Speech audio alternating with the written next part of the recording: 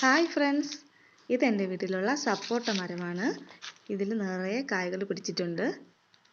ഇത് വെച്ചിട്ട് ഏകദേശം ഒരു 6 വർഷത്തിന് പുറത്താവും. ഇത് വെച്ച് ഒരു കുഞ്ഞു തൈയായിരുന്നപ്പോഴത്തേക്ക് ഇതിൽ നിറയെ കായ്കളുണ്ടായിരുന്നു.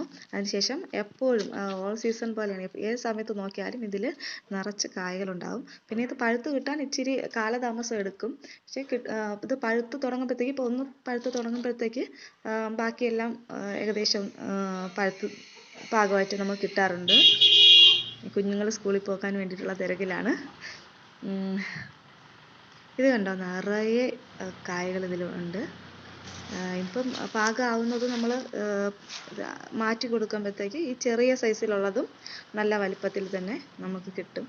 നല്ല ടേസ്റ്റ് ആയിട്ടുള്ള ഒരു ഫ്രൂട്ടാണ്.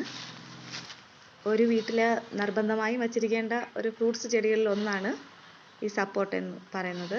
പിന്നെ ഇത് നമുക്ക് ചെടിച്ചട്ടികളിലൊക്കെ വളർത്താൻ പറ്റും. വിഷമയമില്ലാത്ത ഫ്രൂട്ട്സ്